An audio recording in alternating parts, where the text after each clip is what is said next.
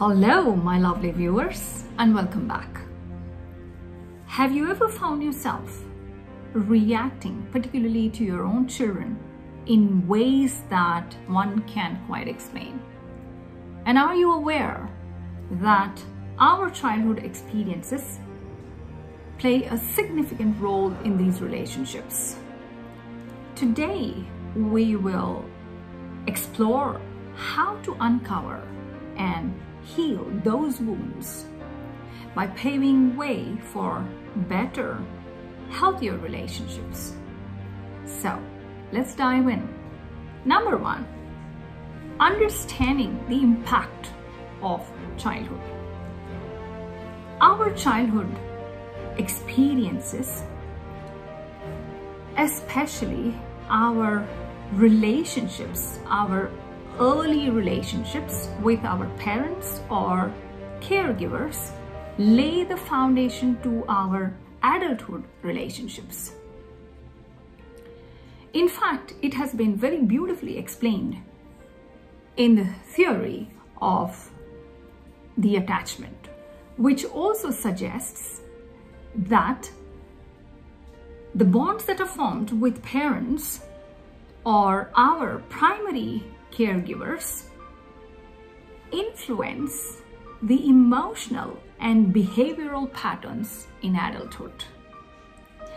So, if you had a secure and nurturing attachment, then you are more likely to enjoy healthy relationships built on trust and emotional connections.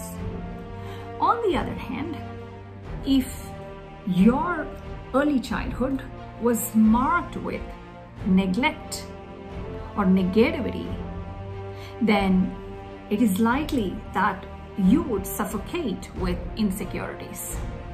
Number two,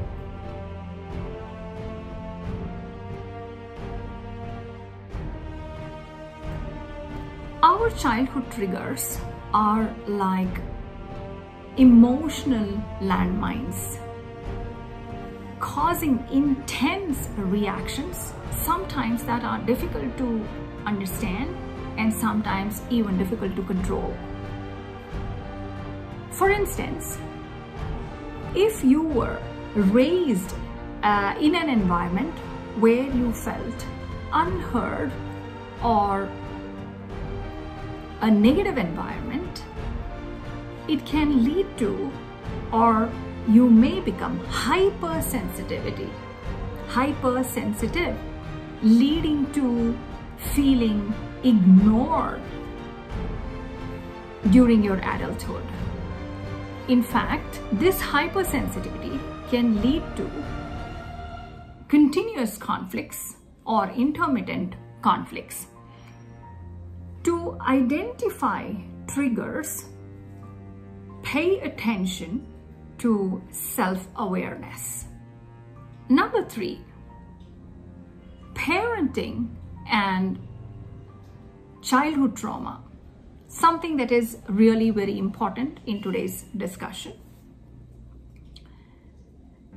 Becoming a parent can bring to surface the unresolved childhood issues.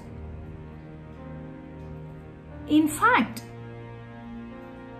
your parenting can be influenced by your upbringing, or your early upbringing plays a very important role and can influence your parenting style for the better or worse.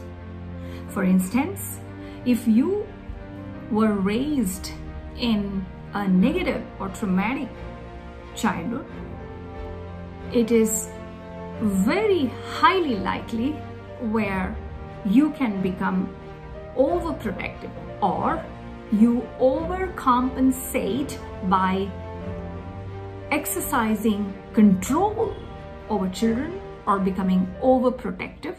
On the other hand, if you experienced, or if your early childhood experienced neglect, inconsistent caring by your early child givers, then the chances are you suffer with being emotionally available. Point number 4, breaking the cycle. Here's good news that you can break the cycle. Healing from the past and paving better relationships is entirely possible. Here are some short steps that one could work on. Number 1, self-awareness. Comprehending or understanding the idea that we are ultimately human and we could make mistakes. And so it's very important to work on self-awareness, being prepared, ready to accept, ready to acknowledge. Number 2, self-reflection. Whenever you notice yourself that you tend to be overreacting or controlling, it's important to pause and reflect. Number 3, education. It's never too late to learn, and history has always played a vital role in informing that educating oneself often helps us, not just academically, but even as parents, to bring in better parenting and healthier relationships. Number 4, professional intervention. Seeking professional intervention at the right time maximizes better outcomes. In short, recognizing the factors that childhood can influence parenting is in itself one step in the positive outcome. By constantly working on self-improvement and working towards better relationships or better parenting, we can gather the best outcomes as parents. Happy, healthy parenting.